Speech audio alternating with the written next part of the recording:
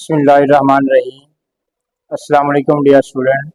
आज हमारा next lecture यानी सेकंड लेक्चर है हमारे चैनल के ऊपर। हमने बायोकेमिस्ट्री वाला सिलेबस स्टार्ट किया हुआ था, तो उसका हाफ चैप्टर तकरीबन हमने कंप्लीट कर लिया। और आज जो है ना हमने कार्बोहाइड्रेट की क्लासिफिकेशन से ऑनवर्ड स्टार्ट करना है। तो इस क्लासिफिकेशन को हम डायरेक्ट जो है ना टॉपिक की तरफ चलते हैं।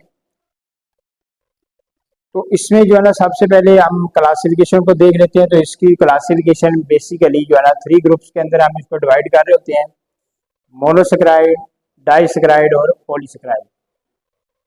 और उसके बाद एक और मतलब मजीद है इसके अंदर, इसको पॉलीसेकेराइड के अंदर ही रखा गया ओलिगोसेकेराइड को। तो वन बाय वन हम इसको जो है ना डेफिनेशन के हवाले से हम देख लेते हैं कि मोनो मीन होता है one and saccharide mean sugar, यानी जिसके अंदर वन शुगर मालिक्यूल होगा उसको हम मोनोसेकेराइड बोलेंगे।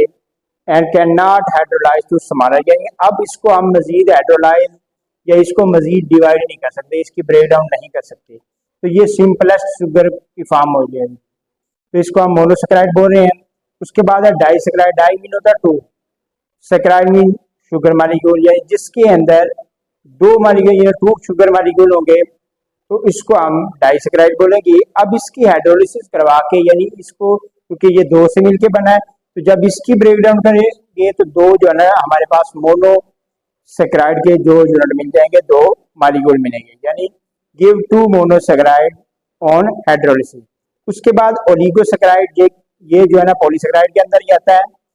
ओलिगोसेकेराइड को स्पेसिफिकली हम इसको इसकी डेफिनेशन देखते हैं। तो ये जब शुगर मालिक्यूल इसके अंदर 3 से 10 के अंदर, यानी 3 से 10 शुगर मालिक्यूल अगर मौजूद होंगे तो इसको हम ओलिगोसेकेराइड बोलेंगे। यानी इसके अंदर नंबर ऑफ शुगर मालिक्यूल जितने ज़्यादा होंगे उस हिसाब के जब उसकी हाइड्रोलिसिस होगी उतने ही शुगर मालिक्यूल हमें प्रोड्यूस हो जाएंगे। तो उसके बाद है पॉलीसेकेराइड। पॉली मीन होता है नंबर ऑफ, यानी मैनी। तो जब मोर देन 10 शुगर मालिक्यूल अगर मौजूद होंगे तो उसका हम पॉलीसेकेराइड बोलेंगे।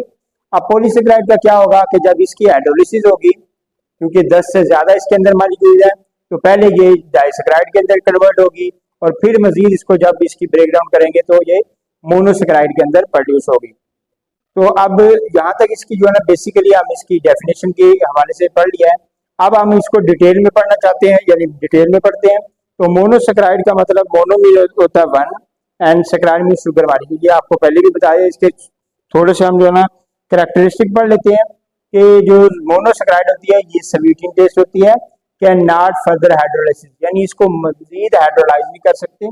Generally they are water soluble and do 2 types of function, यानी फंक्शनल ग्रुप तो सबके अंदर 2 टाइप के ही पाए जाएंगे, एल्डिहाइड ग्रुप और कीटो ग्रुप। ये आप लोगों ने लास्ट लेक्चर हमने दिया है उसके अंदर पढ़ सकते हैं। अगर आप चैनल पे अभी नए हैं तो आप पिछला लेक्चर पहले जरूर सुन लें, उसके बाद जो है ना नेक्स्ट की तरफ आए ताकि आप लोगों को कंसेप्ट जो है ना क्लियर हो सके।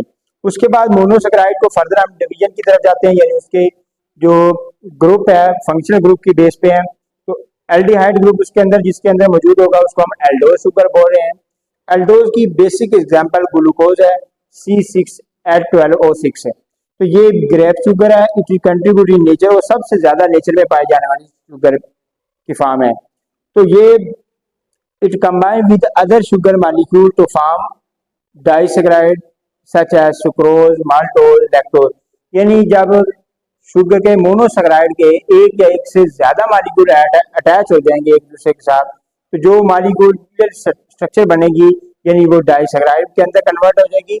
इसकी एग्जांपल है सुक्रोज है, माल्टोज है, लैक्टोज है। जब ये कन्वर्ट हो जाएगी दोबारा तो इससे जितने मालिक्यूल मोनोसेकेराइड के अटैच होंगे उतने ही जो है ना आगे इसके स्ट्रक्चर में हमें मिल जाएंगे। उसके बाद कमर्शियली स्टार्च की फॉर्म में ये पाई है, main sugar of human body है। स्टार्च में जो स्टार्च जो कि हमें फूड की फॉर्म में हमें मिल रही होती है। उसके बाद ये जो ग्लूकोज यानी हम देख रहे हैं एल्डोज शुगर के अंदर आता है। तो हमारे ह्यूमन बॉडी के अंदर अगर फास्टिंग रेट में इसको चेक करें तो 80 से 100 mg तक होता है, और रैंडमली आप जब इसकी रीडिंग ले लेते हो 100 से 120 तक होता है। और इसकी कुछ एग्जांपल, यानी ग्लूकोज को हम डेक्सट्रोज भी बोलते हैं। इसकी कुछ अदर एग्जांपल में हम देख सकते हैं राइबोज शुगर है, अरेथ्रोज है और ग्लूकोहेप्टोज है। अब उसके बाद जो है ना हम नेक्स्ट टॉपिक की तरफ चलते हैं। इसी की एग्जांपल में है जिसके अंदर कीटोन ग्रुप जो है ना शामिल है। पहले हमने एल्डिहाइड ग्रुप देखा था, अब जो है ना हमारे पास कीटोन ग्रुप शामिल है, यानी इसके अंदर क्या होगा, कीटोन फंक्शनल ग्रुप है, इसलिए हम इसको कीटोज शुगर बोलते हैं। अब कीटोज शुगर की बेस्ट एग्जांपल है फ्रुक्टोज। इसका भी फार्मूला ग्लूकोज वाला ही है, लेकिन अगर देखा जाए तो ये स्ट्रक्चरली जो है ना इनके अंदर जो है ना दोनों के अंदर डिफरेंस है। तो इसका कॉमन सोर्स फ्रुक्टोज का सुक्रोज है।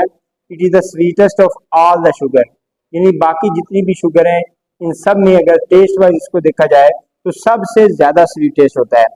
प्योर फॉर्म यानी हनी की फॉर्म में यह पाया जाता है fructose. It present in appreciated amount in the seminal fluid and source of energy for the spermatozoa. तो स्पर्मेटोसेमिनल फ्लूइड के अंदर ये पाया जाता है, उसके अंदर जो माइक्रोब वगैरह है उसके अंदर, यानी उसको एनर्जी सोर्स के तौर पर ये मुहैया करता है। फ्रुक्टोज जो है ना ये एनर्जी प्रोवाइड कर रहे हैं, क्योंकि हमने लास्ट लेक्चर के अंदर भी पढ़ा कि ये कार्बोहाइड्रेट होते हैं, ये बेसिक सोर्स ऑफ एनर्जी होते हैं। तो इसकी अदर एग्जांपल के अंदर है एरेथ्रोलोज है, रेबुलोज है और सीडोहेप्टोलोज है।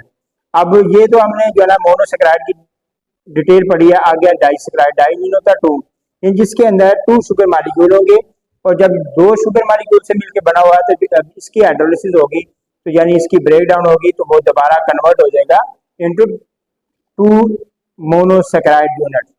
अब डाइसेक्राइड जो है ना ये नेचुरली अकरिंग है, लेस स्वीट इन टेस्ट।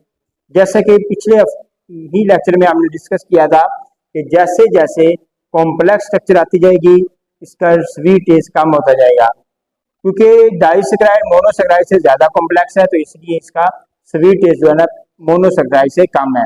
और उसके बाद इनके दरमियान कार्बोहाइड्रेट के दरमियान जितने भी यूनिट एक दूसरे के साथ अटैच होंगे, इनके दरमियान जो बॉन्ड पाया जाएगा उसको हम ग्लाइकोसिडिक लिंकेज या ग्लाइकोसिडिक बॉन्ड बोलते हैं। ये अक्सर एमसीक्यूज में भी पूछा होता है कि कार्बोहाइड्रेट के दरमियान कौन सा बॉन्ड पाया जाता है, तो वो ग्लाइकोसिडिक बॉन्ड या ग्लाइकोसिडिक लिंकेज बोलते हैं इसको। They are wide in crystalline solid की फॉर्म में पाए जाते हैं और वाटर में सॉल्युबल होते हैं, और they are molecular weight is greater than monosaccharide. तो ये जो अंडरस्टूड बात है, जब इसके अंदर मोनोसेक्राइड के यूनिट ज्यादा अटैच होंगे तो इसका मॉलिक्यूलर वेट भी ज्यादा होगा। उसको बाद हम फर्दर इसकी क्लासिफिकेशन की तरफ जाते हैं। होमोजीनियस के अंदर है, होमो मीन होता है सेम, जीनियस मीन सेम, यानी एक जैसे जब शुगर मॉलिक्यूल अटैच होंगे तो उसको होमोजीनियस मॉलिक्यूल बोलेंगे। यानी if all the sugar molecule in the disaccharide are same, that is called homogeneous disaccharide. इसकी बेस्ट एग्जांपल है हमारे पास माल्टोज। माल्टोज के अंदर 2 ग्लूकोज जो है ना अटैच होते हैं, यानी सेम नेचर के होते हैं। इसी तरह हेट्रोमीन होता है डिफरेंट। तो इस केस के अंदर हम देखेंगे तो अगर डिफरेंट तरह के डिफरेंट टाइप के मॉलिक्यूल अटैच होंगे तो उसको हम हेट्रोजीनियस बोलते हैं। जिस तरह सुक्रोज है हमारे पास, आगे ये एग्जांपल देख रहे हैं, सुक्रोज के अंदर फ्रुक्टोज और ग्लूकोज दोनों अटैच होते हैं, इसको हम सैकरीन भी बोल सकते हैं, या ये टेबल शुगर के तौर पे जाना जाता है। उसके बाद है लैक्टोज। लैक्टोज के अंदर ग्लूकोज है गैलेक्टोज दोनों शामिल, ये मिल्क शुगर होती है, इसका अदर नेम मिल्क शुगर है। इसी तरह माल्टोज के बारे में हमने पढ़ा कि ये 2 ग्लूकोज मॉलिक्यूल से मिल के बना होता है, क्योंकि सिंगल मॉलिक्यूल मोनोसेक्राइड है, तो ये यहाँ पे 2 मोनोसेक्राइड यूनिट से मिल के बना है। इसको हम फ्रूट शुगर भी बोलते हैं, जो कि फ्रूट के अंदर पाई जाती है। उसके बाद हमारे पास है ओलिगोसेक्राइड। ओलिगोसेक्राइड को हम यही है, इसकी डेफिनेशन पढ़ रहे हैं कि ये ज्यादातर जो है ना 3 से 10 मोनोसेक्राइड यूनिट से मिलकर बनी होती है।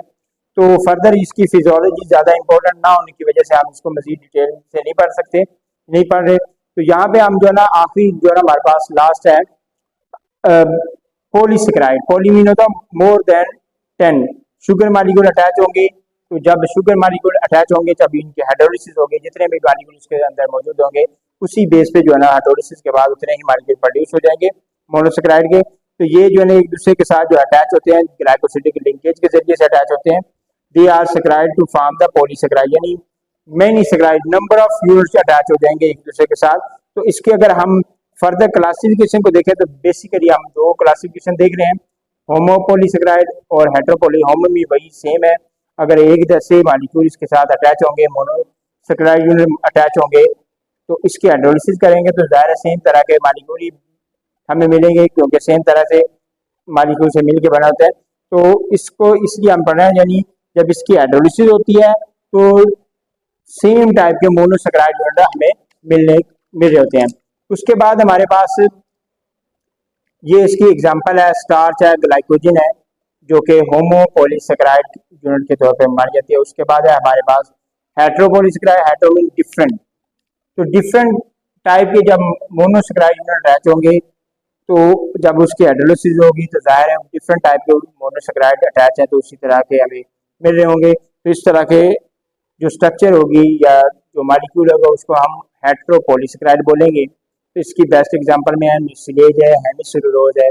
उसके बाद कुछ एग्जांपल ये पॉलीसेकेराइड की दी हुई हैं, ये आप लोगों को इंपॉर्टेंट एग्जांपल है, ये याद रखनी है। यानी सेलुलोज जो होता है ये सेल वाल के अंदर यानी प्लांट की सेल वाल के अंदर पाया जाता है, और अर्थ के अंदर सबसे ज्यादा सेकंड मोस्ट अबेंडेंट के तौर पे ये पाया जाता है।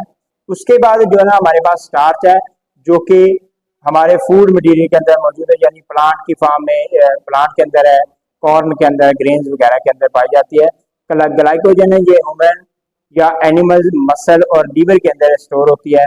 स्टार्च की अगर बात कर लें तो ग्रेन्स के अंदर है, सीड्स के अंदर है, ट्यूबर्स के अंदर पाई जाती है। तो स्टार्च की बेसिकली दो टाइप्स हैं, अमाइलोज है और अमाइलोपेक्टिन है। तो यहाँ तक आप लोगों का जो है ना, हम जो सिलेबस कवर कर रहे हैं ये फार्मेसी टेक्नीशियन का बेसिकली हम उसके लिए तैयार कर रहे हैं, यानी इसको हम लिमिटेड स्टडी कर रहे हैं, यानी इसको हम फर्दर डिटेल की तरफ नहीं जा रहे, क्योंकि स्टूडेंट के लेवल यानी स्टूडेंट को देखते हुए हमें इसका लिमिटेड स्टडी कर रहे हैं। तो ये बेसिकली स्टूडेंट के ही फेवर है। तो हम जो है ना फर्दर ये आपको चैप्टर वाइज आपके ये लेक्चर इसी तरीके से बनते रहेंगे। तो आपको यही कहा, मतलब पहले भी हम कहते हैं, आप भी कह रहे हैं कि आप लोगों ने जो है ना लेक्चर एक मतलब स्टार्ट से शुरू करना और एंड तक सुनते रहना है, और साथ साथ अपने दोस्तों को, अपने क्लास वालों को जरूर बताएं ताकि उनका भी फायदा हो सके। और ये खास तौर पे उन स्टूडेंट के लिए है जो क्लासेस वगैरह अटेंड नहीं कर सकते, अगर कर रहे हैं तो अगर कोई कन्फ्यूजन वगैरह है, कोई भी टॉपिक क्लियर नहीं हो रहा, तो आप बार बार यहाँ पे लिंक सुन सकते हैं। तो हमारा जो है ना चैनल है पाथवे टू सक्सेस, इसमें आने वाली हर वीडियो आपको मिल सकती है अगर आप सब्सक्राइब करेंगे, ठीक है। और दूसरी बात ये है कि आपका कोई भी किसी किस्म का कन्फ्यूजन है, क्वेश्चन है, तो आप कमेंट बॉक्स में हमें बता सकते हैं, हम आपका जो है ना जरूर रिस्पॉन्स करेंगे। बाकी आप लोगों की जो है ना फीडबैक हमारे लिए बहुत ही इम्पोर्टेंट है। अगर आप फीडबैक देंगे तो हमें पता चल जाएगा कि हम, हमारी टीम आपके लिए, हमारी जो एफर्ट है आपके लिए किस हद तक फायदेमंद है। तो आप जिस तरह का फीडबैक देंगे उसी बेस पे हम जो है ना इस चीज़ को प्रमोट कर रहे होंगे। हर आने वाले लेक्चर जो है ना हम पहले से इंशाल्लाह बेस्ट देने की कोशिश करेंगे। तो इसमें आपसे बार बार यही कहा जाता है कि जो भी आपने टॉपिक पढ़ना है पहले उसका बेसिक यानी उससे पहले वाला लेक्चर जरूर सुन लें, ताकि आप लोगों का कंसेप्ट जो है ना साथ साथ क्लियर होता जाए। तो यहाँ पे इस चैनल पे हम आपको जो है ना स्टडी के साथ साथ आपको एमसीक्यू भी तैयारी कराएंगे, और आने वाली जो अपकमिंग जॉब्स हैं उसके बारे में बताते रहेंगे, उनकी जो है ना प्रिपरेशन प्लान जो है ना आपसे शेयर किया जाएगा। तो यहाँ तक जो है ना इस चैनल से आपको नंबर ऑफ जो है ना तरीके से हम आपकी जो है ना फेवर करना चाह रहे हैं। तो उसी सूरत में होगा जब आप हमें सपोर्ट कर रहे होंगे, हमारी जो है ना एफर्ट को आप अप्रिशिएट कर रहे होंगे, हमें बता रहे होंगे कि हमारी एफर्ट किस हद तक आपके लिए फ़ायदेमंद है और किस हद तक इसके अंदर इम्प्रूवमेंट की ज़रूरत है, क्योंकि हमने इनिशिएटिव लिया है। तो इनिशिएटिव के अंदर ज़रूर इसके अंदर कोई कमी पेशी हो सकती है, तो आप हमें बताएंगे, इंशाल्लाह हमारा आने वाला लेक्चर जो है इससे बेहतर होगा। आप जो है ना इंशाल्लाह नेक्स्ट टॉपिक यानी फिर से हम स्टार्ट करेंगे, वो नेक्स्ट लेक्चर में आप सुन लेंगे। अल्लाह।